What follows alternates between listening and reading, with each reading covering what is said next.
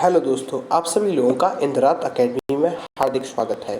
हम लोग basic of English grammar को कवर कर रहे हैं, जिसमें हमने पिछली क्लास में आपका वर्ब को समझा था कि वर्ब का जो बेसिक है उसे समझा था।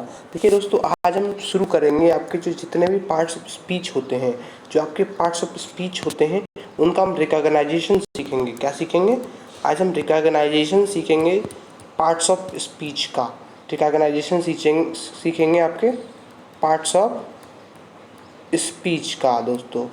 तो जो आपके पार्ट्स स्पीच होते हैं उन्हें हम किस तरीके से पहचान सकते हैं उसको समझेंगे। इसी कड़ी में सबसे पहले जो आज हम देखेंगे वो देखेंगे आपका रिकॉग्नाइजेशन ऑफ नाउन। सबसे पहली कड़ी में हम देखेंगे आपका रिकॉग्नाइजेशन ऑफ नाउन। इसी कड़ी में हम सबसे पहले जो आपका देखेंगे वो देखेंगे आपके रिकॉग्नाइजेशन ऑफ नाउन दोस्तों। तो मैं आपको बता देना चाहता हूँ कि जो आपका नाउन होता है उसे पहचानने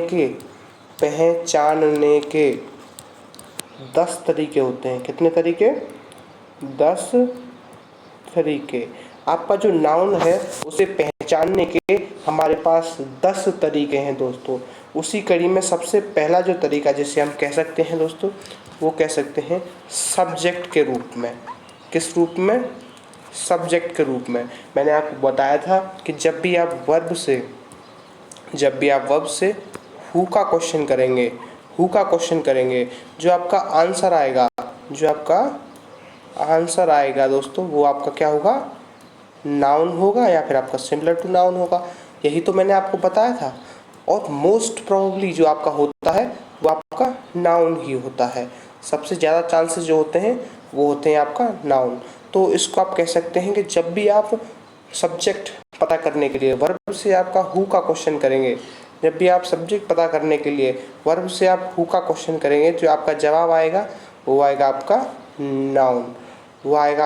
नाउन। तो उसको आप देख सकते हैं कि वर्ब से सवाल करने पर जो आपका आंसर आता है वो सब्जेक्ट आता है अगर आप हु का सवाल करें, और जो आपका वर्ड आता है नाउन के फॉर्म में वो आपका सब्जेक्ट होता है। इसी कड़ी में अगर आप दूसरी तरीके से बात करें तो आप वर्ब से ही क्वेश्चन करेंगे व्हाट का या फिर आपका हुम का। वर्ब से आप क्वेश्चन करेंगे व्हाट का या फिर हुम का, और आप जानते हैं जो आपका आंसर आता है वो आपका होता है ऑब्जेक्ट। जो आपका आंसर आता है जो होता है आपका ऑब्जेक्ट। और ये ऑब्जेक्ट भी आप जानते हैं या तो नाउन होता है या फिर आपका सिमिलर टू नाउन होता है। या तो आपका ये नाउन होता है या फिर आपका सिमिलर टू नाउन होता है माय डियर फ्रेंड। तो आप इस तरीके से इसको देख सकते हैं कि जब भी आप वर्ब से क्वेश्चन करेंगे और जो आपका अगर आंसर आता है हु करके क्वेश्चन करने पर, तो जो आपका जवाब होता है वो आपका ऑब्जेक्ट होता है, और जो आपका ऑब्जेक्ट होता है वो या तो नाउन होता है या फिर आपका सिमिलर टू नाउन होता है, और वो नाउन ही कह सकते हैं हमसे। ठीक है दोस्तों, भाई नाउन या नाउन जैसा नाउन नहीं होता है। अब हम तीसरे तरीके पर आते हैं।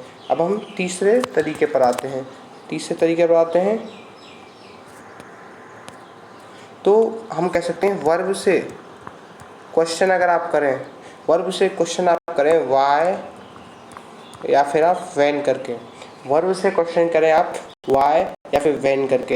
आप वर्ब से क्वेश्चन करें वाई, वैन, हाउ, तो उसका जो जवाब आता है आप लोग जानते हैं, उसका जो जवाब आता है वो आपका होता है कॉम्प्लीमेंट। उसका जो जवाब आता है वो होता है आपका कॉम्प्लीमेंट।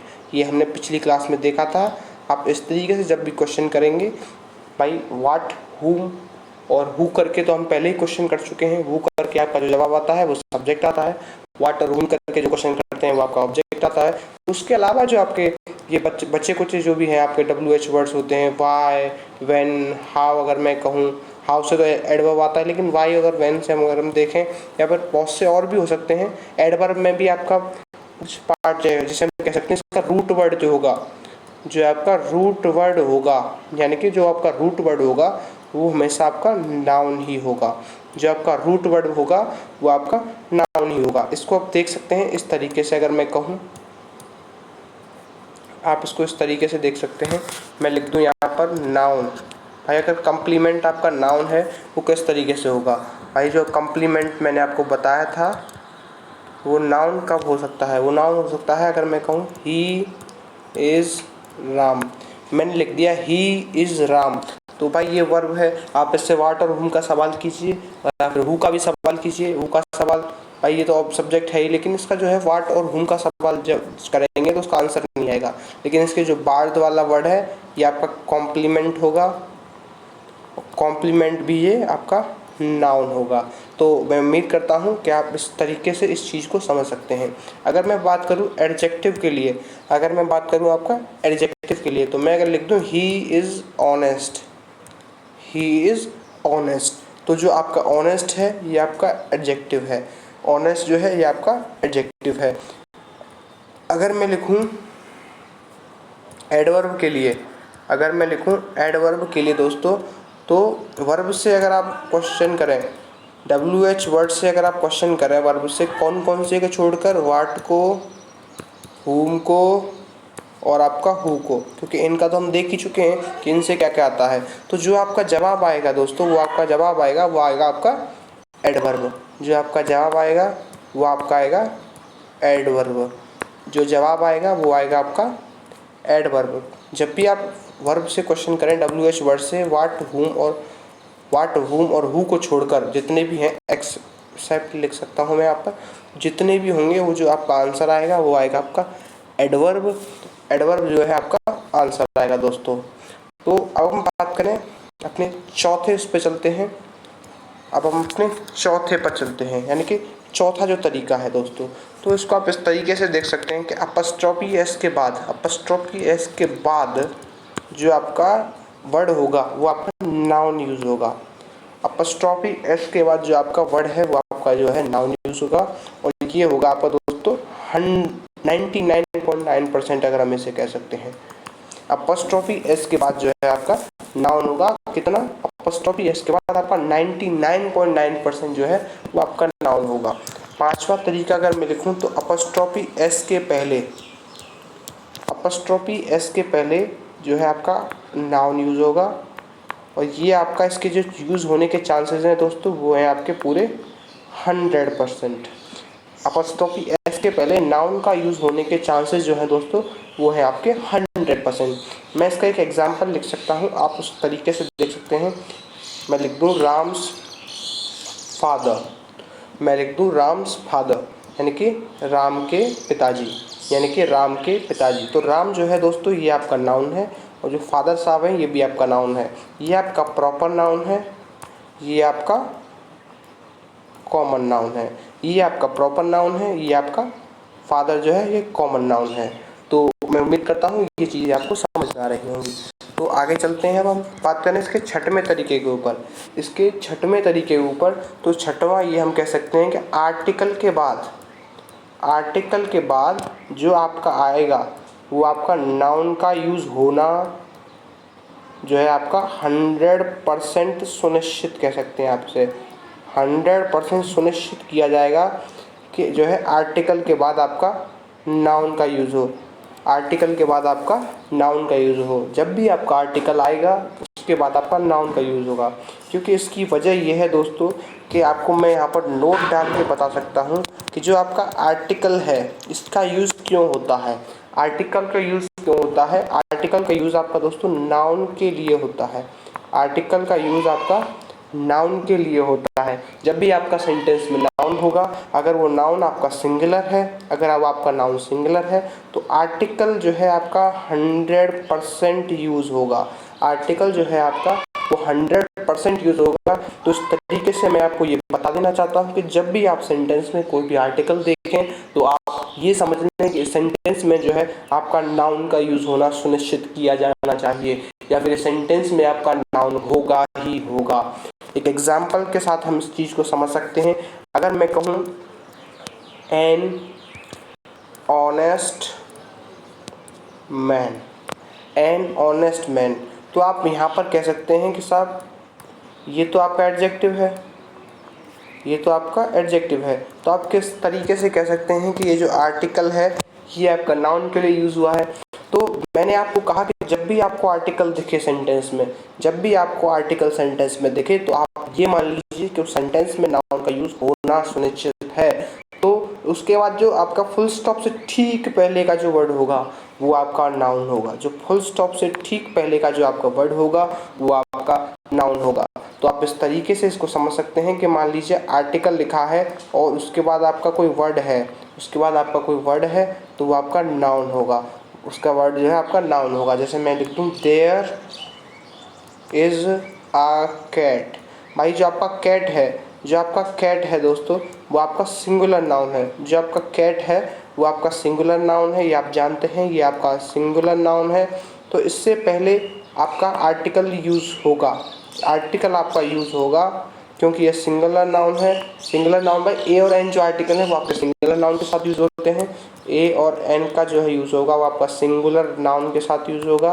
और जो दा है वो आपका दोस्तों जब भी आप नाउन का जो है विशेष रूप देखेंगे, भाई नाउन का आप उसको मतलब स्पेशलाइजेशन जब भी किया जाएगा तो आपका आर्टिकल दा का यूज़ होगा। लेकिन नॉर्मल सेंस में जो है आपका इंडेफिनिट आर्टिकल जिसे हम कह सकते हैं ए और एन होता है, उसका साथ जो है यूज़ आपका सिंगुलर नाउन के लिए होता है। और जो दा है किसी भी उसको आप विशेष रूप से दिखाएंगे या फिर उसको डेफिनेट करेंगे तो उस तौर पर आप जो है दे का यूज़ करते हैं। तो मैं अगर कहूँ देयर इज़ अ कैट, जो कैट है आपका वो सिंगुलर है, तो उसके पहले आपको आर्टिकल दिखेगा। या फिर मैं एक और वर्ड लिख दूँ यहाँ पर एन ऑनेस्ट मैन। तो ऑनेस्ट जो है आपका एडजेक्टिव है, ये आपका नाउन है और ये आपका दोस्तों आर्टिकल है। तो इस तरीके से हम कह सकते हैं कि आर्टिकल से ठीक पहले दोस्तों, आर्टिकल के ठीक बाद जो है आपका नाउन का यूज़ होगा। तो इस तरीके को आप ध्यान रखें। अगर आपका यहाँ पर आर्टिकल दे रखा है तो इसके बाद मान लीजिए एक वर्ड है, उसके बाद फिर से एक वर्ड है, तो आप ये ध्यान रखें कि जो आर्टिकल है इसके जो पीछे वाला है ये आपका नाउन होगा। तो इससे पहले जो वर्ड है वो आपका एडजेक्टिव होगा दोस्तों। देखिए एडजेक्टिव जो होता है, एडजेक्टिव अगर हम कहें ये क्वालिफायर होता है, यानी कि क्वालिफायर कह सकते हैं हम इसे, या फिर ये कह सकते हैं ये आपकी विशेषता, अगर हम हिंदी में कहें ये आपका विशेषता बताता है। यानी कि जो आपका नाउन है उसकी क्वालिटी को जो है आपका नाउन जो है उसकी क्वालिटी को डिस्क्राइब करता है कि भाई नाउन जो है वो कैसा है, नाउन जो है आपका कैसा है। जब भी आपका नाउन को बताना हो कि नाउन आपका कैसा है तो उस कंडीशन में दोस्तों आपका आर्टिकल का यूज़ होगा। उस कंडीशन में आपका एडजेक्टिव का यूज़ होगा, यानी कि उसकी विशेषता बतलाने के लिए आपका एडजेक्टिव का यूज़ होगा। तो आप ये मान लीजिए कि अगर यहाँ पर नाउन है, उससे पहले कोई वर्ड है, उससे पहले कोई आर्टिकल है, तो ये जो वर्ड होगा दोस्तों ये आपका एडजेक्टिव ही होगा, ये आपका दोस्तों विशेषण ही होगा। अगर हम हिंदी में इसका अर्थ निकाल कर कहें तो नाउन से ठीक पहले जो है आपका एडजेक्टिव को ही यूज़ होगा अगर कोई वर्ड है तो, उससे पहले अगर आर्टिकल है तो। अगर मैं फिर से लिख दूँ, मान लीजिए ये कोई आर्टिकल है, उसके बाद यहाँ पर कोई वर्ड है, इसे वर्ड 1 कह सकते हैं, उसके बाद एक और वर्ड है, इसे वर्ड 2 कह सकते हैं, उसके बाद एक और वर्ड है जिससे आपका वर्ड 3 कह सकते हैं दोस्तों। तो मैंने आपको बताया है कि अगर सेंटेंस में आपको आर्टिकल देखे जाए तो जो आपका लास्ट वाला वर्ड होगा फुल स्टॉप से ठीक पहले वाला, वो आपका नाउन होगा, तो इस चीज़ को आप समझ सकते हैं। और उससे ठीक पहले वाला है जो दोस्तों वो होगा आपका एडजेक्टिव जो है आपके नाउन को क्वालिफाई करता है, नाउन की आपको जो है विशेषता बतलाता है। और उससे ठीक पहले भाई इस एडजेक्टिव से पहले भी एक वर्ड हमने देखा है, तो ये आपका एडवर्ब होगा। क्यों होगा? क्योंकि एडवर्ब होता है दोस्तों वो या तो आपके एडजेक्टिव की या फिर आपके वर्ब की विशेषता बतलाता है, वर्ब की या फिर आपके एडजेक्टिव की जो है आपकी विशेषता बतलाता है। तो जब भी आपका नाउन होगा तो उसकी विशेषता बतलाने के लिए आपका एडजेक्टिव का यूज़ किया जाएगा। जब भी आपका एडजेक्टिव होगा, एडजेक्टिव की विशेषता बतलाने के लिए आपका एडवर्ब का यूज़ किया जाएगा। और एडवर्ब जो है या तो आपकी एडजेक्टिव की विशेषता बतलाता है या फिर आपके वर्ब की विशेषता बतलाता है। आई होप ये चीज़ें आपको क्लियर रही होंगी। अगर मैं कहता हूँ कि मान लीजिए यहाँ पर आर्टिकल का यूज़ हुआ है, और उसके बाद वर्ड बहुत सारे वर्ड्स लिखे हों, बहुत सारे जो हैं आपके वर्ड्स लिखे हों, और यहाँ पर बहुत सारे वर्ड्स लिखे हों और पीछे आपका फुल स्टॉप हो। तो ये आप चीज़ अपने दिमाग में रख लें कि जब भी आपका आर्टिकल यूज़ होगा तो उसके साथ आपका नाउन का यूज़ होना आपका 100% है, कि मतलब उसमें आपका नाउन यूज़ होगा ही होगा। और वो जो आपका लास्ट वाला वर्ड होता है, वो आपका दोस्तों नाउन होता है। जो आपका लास्ट वाला वर्ड होता है वो आपका नाउन होता है। उसमें जो बीच वाले जितने भी वर्ड्स आप देख रहे हैं, ये तो या तो आपके एडजेक्टिव होंगे या फिर आपके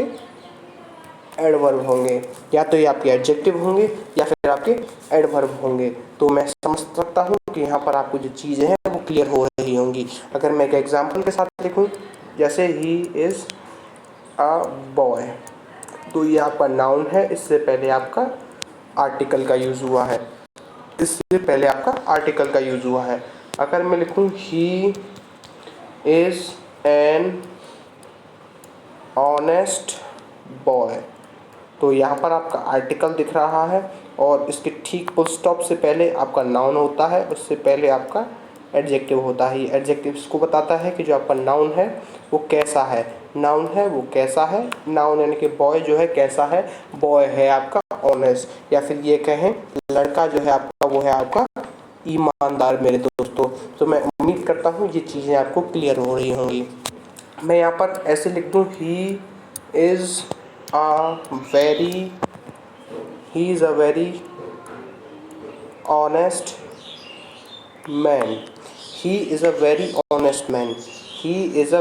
ऑनेस्ट मैन। तो इसमें आप देखें कि ये जो है आर्टिकल यूज़ हुआ है, ये कौन सा आर्टिकल है, ये आपका आप कहें इंडेफिनेट आर्टिकल्स कौन कौन से होते हैं, ए और एन होते हैं, मैं आपको बताया। और ए एन और एन का यूज़ कब होगा, कि जब भी आपका नाउन है वो आपका सिंगुलर है। अगर वो डेफिनेट नहीं है, नाउन को आप डेफिनेट नहीं कर रहे हैं, नाउन आपका सिंगुलर है, तो उस कंडीशन में ए और एन का यूज़ होना 100% जो है कंपलसरी है। 100% कंपलसरी है आपके आर्टिकल का यूज़ होना। तो इस सेंटेंस में अगर मैं कहूँ he is a very honest man, तो जो ए है ये आपका आर्टिकल है, ये यूज़ हुआ है इस नाउन के लिए। मैंने आपको बताया फुल स्टॉप से ठीक पहले नाउन होता है, और इसका जो है आप इस तरीके से देख सकते हैं, इससे ठीक पहले आपका एडजेक्टिव का यूज़ होना सुनिश्चित किया जाना चाहिए, और उससे पहले जो है आपका एडवर्ब का यूज़ होना सुनिश्चित किया जाना चाहिए। तो ये चीज़ें उम्मीद करता हूँ आपको क्लियर हो रही होंगी। अगर मैं एक और सेंटेंस आपके सामने लिखूँ, he is a very much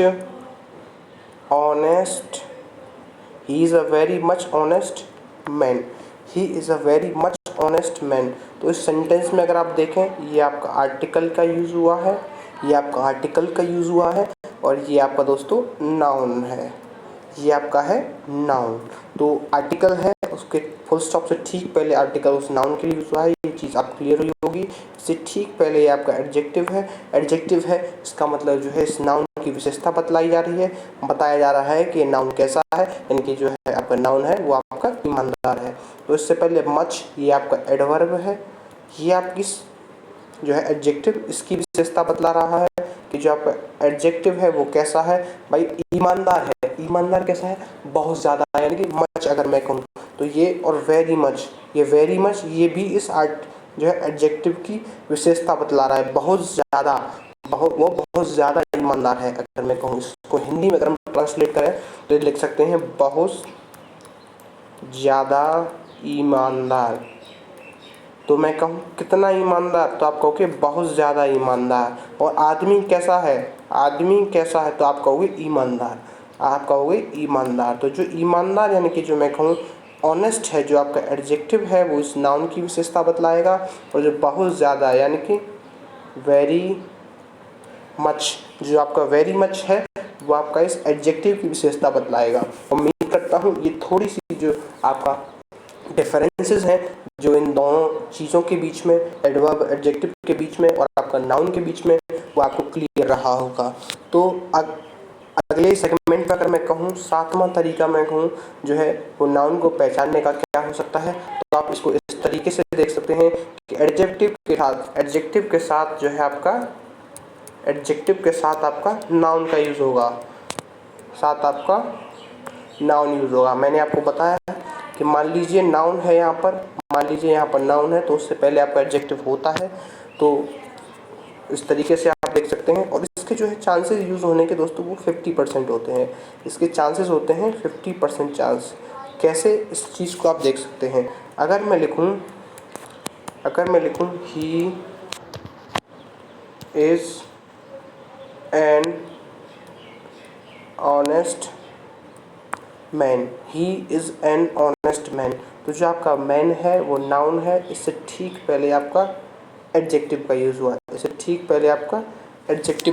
है। तो ये तो हम अभी तक डिस्कस कर ही रहे थे, लेकिन वो कौन सा बेस है जब आपका नाउन एडजेक्टिव के साथ आपका नाउन का यूज़ नहीं हुआ, क्योंकि मैंने कहा ना 50% चांसेस हैं। तो वो इस तरीके से अगर मैं कहूँ ही इज़ ऑनेस्ट, तो इस कंडीशन में जो है हमने इस एडजेक्टिव के बाद कुछ लिखा ही नहीं है। तो जब भी आपका एडजेक्टिव के साथ सेंटेंस खत्म हो जाएगा, तो उस कंडीशन में आप देख सकते हैं कि एडजेक्टिव के बाद नाउन का यूज़ नहीं होगा, उसमें आपका नाउन का यूज़ नहीं होगा। तो मैं कह सकता हूँ कि एडजेक्टिव के साथ नाउन का यूज़ होना आपका 50% पॉसिबिलिटीज़ है, 50% का आपका चांस है। तो ये चीज़ आपके साथ क्लियर हुई होगी। जब भी आपका एडजेक्टिव यूज़ होगा उसके बाद आपका नाउन यूज़ होगा, नाउन से ठीक पहले आपका एडजेक्टिव यूज़ होगा, और नाउन का यूज़ होना एडजेक्टिव के बाद 50% चांसेस हैं। ठीक है दोस्तों। लेकिन अगर नाउन से पहले कुछ वर्ड दिया हुआ है आर्टिकल और नाउन के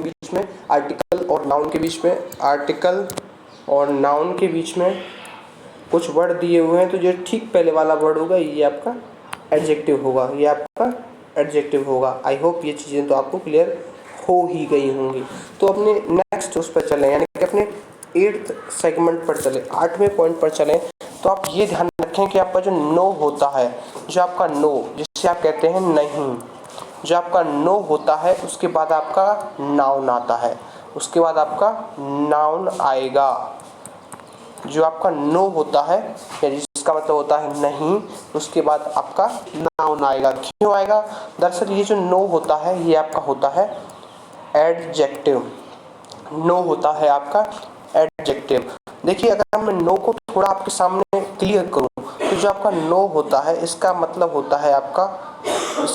होता है नॉट प्लस एनी, या फिर नो का मतलब होता है नॉट प्लस ए एंड या फिर आपका एनी। मतलब यह है कि नो का मतलब होता है not plus A and any, यानी कि आपका जो है ये जो होता है एनी या फिर हम कहें एक, जिसका मतलब अगर मैं एक अर्थ होता है इसका, तो उससे पहले अगर नॉट यूज हो तो इसको हम कंबाइंड रूप में आपका नो लिखते हैं। और जो आपका नो होता है वो आपका होता है दोस्तों एडजेक्टिव। ये नो होता है, ये आपका होता है एडजेक्टिव। तो जब भी आपका सेंटेंस में नो होगा तो उसके बाद आपका नाउन आएगा। एक और चीज़ अगर मैं बात करूँ, नॉट क्या होता है दोस्तों? तो नॉट जो होता है वो आपका होता है एडवर्ब। नॉट जो होता है एडवर्ब होता है। तो इसके बाद क्या यूज़ होगा? इसके बाद आप वर्ब का यूज़ करते हैं, या फिर इसके बाद आप, मैंने कहा था ना, एडजेक्टिव का यूज़ कर सकते हैं। भाई एडवर्ब जो है या तो आपके वर्ब को डिफाइन करेगा या फिर आपके एडजेक्टिव को डिफाइन करेगा।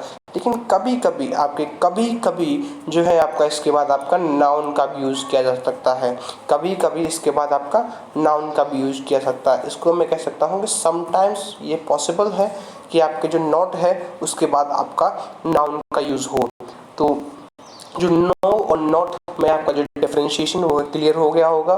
जो नो होता है वो आपका एडजेक्टिव होता है, जिसके बाद आपका नाउन यूज होता है। लेकिन जो आपका नॉट होता है ये आपका एडवर्ब होता है। इसके बाद आपका या तो नाउन यूज हो सकता है या फिर वर्ब या फिर आपका एडजेक्टिव भी हो सकता है, और ये आपका एडवर्ब होता है, ये मैंने बता ही दिया है। तो जो आपका है 9th पार्ट पर अगर हम चलें, इसका जो 9th पार्ट अगर मैं कह सकता हूँ, 9वां पार्ट अगर मैं कह सकता हूँ कि साहब जो आपका प्रीपोजिशन होता है, उसके बाद आपका नाउन आएगा। प्रीपोजिशन के बाद आपका नाउन आएगा।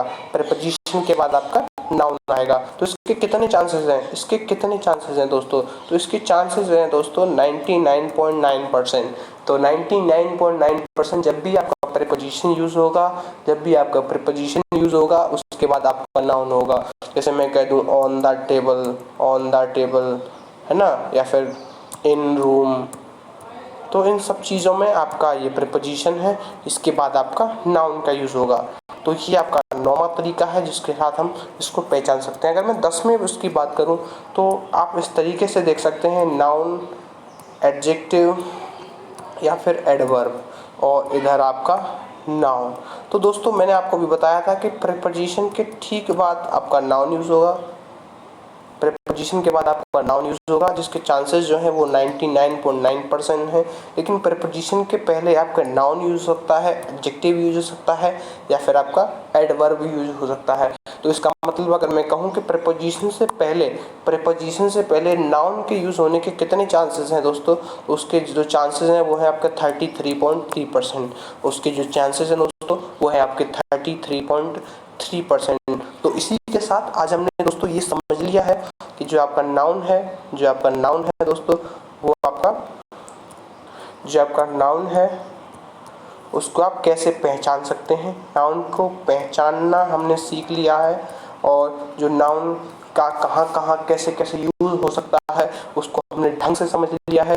तो ये थी आपकी आज की पार्ट्स ऑफ स्पीच पहचानने की पहली क्लास। देखिए मैं आपके लिए सच में बहुत ज़्यादा मेहनत कर रहा हूँ। आपने देखा होगा जो पेड बैचेस भी जो होते हैं वो अपनी बेसिक क्लास को मैं कहता हूँ आधे घंटे की रखते हैं। सिर्फ आधे घंटे में वो अपनी पूरी की पूरी बेसिक क्लास को ख़त्म कर देते हैं। लेकिन आप देखते हैं ये आपकी 5वीं क्लास है, आज 5th क्लास है, और ऑन एन एवरेज ये 2 से ढाई घंटे में अब तक पढ़ा चुका हूँ आपको बेसिक ऑफ ग्रामर, और तकरीबन 1 से 1.5 घंटा मैं और लूँगा। तो मेरा मकसद सिर्फ यही है कि जो इंग्लिश का जो कोर चीज़ होता है, जो बेसिक होता है, जिससे आप सभी में डिफरेंशिएशन करना सीख जाएं और आप इंग्लिश के हर पॉइंट को शुरुआत से समझ कर चल पाएँ। देखिए मैं शुरू करूँ नाउन से रटाना शुरू कर दूँ तो वो मेरे लिए थोड़ा मुश्किल है। मैं नहीं चाहता कि मैं आपके साथ कुछ भी धोखा करूँ।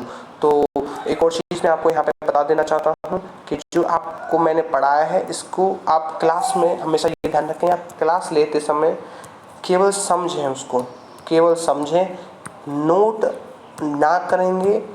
भाई ज़रूरी नहीं है कि आप उसको नोट करें, क्योंकि मैंने डिस्क्रिप्शन में आपको अपने ग्रुप का लिंक दे रखा है। ग्रुप लिंक है टेलीग्राम पर, आप जैसे उसमें बहुत सारे दोस्त और जुड़े हुए हैं जो अपने डाउट्स हैं उन्हें डिस्कस करते हैं, एक दूसरे की हेल्प भी करते हैं। प्लस उसका एक दूसरा हेल्प ये रहेगा, जो PDF बना के दूंगा इसकी, मैं अपने हैंड रिटन नोट्स दूंगा, मैं आपको हैंड रिटन नोट्स दूंगा। तो अगर आप चाहें तो ऐसा कंपलसरी नहीं है कि आप उसको नोट करें ही, तो आप उसके लिए PDF ले सकते हैं, जिसकी जो है टेलीग्राम ग्रुप की लिंक जो है वो डिस्क्रिप्शन में है, वो आपका डिस्क्रिप्शन में है दोस्तों। तो इस चीज़ को आप देख सकते हैं। और जो है सबसे इम्पोर्टेंट बात, आप प्लीज़ चैनल को सब्सक्राइब करें। अगर आपको ये वीडियो अच्छा लगा हो अपने दोस्तों के साथ शेयर करें, जिससे कि उनको भी एक अच्छा कंटेंट फ्री ऑफ कॉस्ट मिल सके, अच्छा कंटेंट मिल सके। तो उसके लिए ज़रूरी ये है कि आप अपने दोस्तों के साथ शेयर करें, और वीडियो अगर अच्छा लगा है तो आप लाइक तो करेंगे, ये मुझे बिल्कुल उम्मीद है। तो इसी के साथ मैं आपसे विदा चाहता हूँ। और देखिए रेगुलर बेस पर आपकी क्लासेस आ रही हैं, जिसमें आपकी वोकैब की भी क्लासेस आ रही हैं। मैंने कुछ मॉक्स भी शुरू किए हैं इंग्लिश के, जो कि सभी एग्ज़ाम्स के लिए। अभी आपका CHSL का फॉर्म भर चुका है, अभी आपका MTS का भी फॉर्म आने वाले हैं, आपके नेवी का भी आपका फॉर्म निकला हुआ है, वो आप आई होप आप उसे भर रहे होंगे। और जो है कोस्ट गार्ड का जो एग्ज़ाम आने वाला है, इन सभी एग्ज़ाम्स के लिए दोस्तों ये इंग्लिश की क्लास बहुत ज़्यादा हेल्पफुल होने वाली है। इनफैक्ट आप कुछ दिनों में अंतर कर पाएंगे, बेसिक क्लास खत्म होने के बाद ही आप इंग्लिश को थोड़ा समझ पाएंगे। तो ये मैं उम्मीद करता हूँ कि आप चैनल को सब्सक्राइब करेंगे, जिससे कि आपका और हमारा जो है दोस्तों वो आपका लिंक बना रहे, और ऐसी और बहुत सारी वीडियोस के लिए आप हमारे साथ जुड़ सकें। देखिए अच्छी तैयारी के लिए ज़रूरी ये है कि आप किसी एक टीचर के ऊपर भरोसा रखें और उसी से आप पढ़ें, जिससे कि आपका टाइम वेस्ट ना हो। और इस चीज़ का मैं आपको भरोसा दिलाता हूँ कि जो है आपका कंटेंट में कोई कमी नहीं होगी दोस्तों। कंटेंट में आपकी कोई कमी नहीं होगी। मैं कह रहा हूँ आप जो पेड कोर्सेज लेते हैं, जो आप पेड कोर्सेज लेते हैं उस लेवल का कंटेंट, इनफैक्ट उससे भी एक कदम ऊपर का कंटेंट मैं आपको अवेलेबल कराऊंगा। कोई भी सब्जेक्ट हो, अगर फ्यूचर में आपके सब्जेक्ट ऐड होंगे, या तो मैं उसे ऐड करूंगा ही नहीं, लेकिन अगर ऐड करूंगा तो ये सुनिश्चित करूंगा कि आप जो है अपने सब्जेक्ट में बेहतर कर सकें, यानी कि मैं कहूँ बेस्ट कर सकें, अपने बहुत सारे कंपटीटर्स से आप आगे निकल सकें। ये सब चीज़ें आपको कोई नहीं पढ़ाता है, मैं पढ़ा रहा हूँ क्योंकि ये ज़रूरी है। इसी के साथ मैं आपसे विदा लेता हूँ और आपको अपने आपके अच्छे भविष्य के लिए शुभकामनाएं देता हूँ। नमस्ते, राम राम, bye and take care all of you.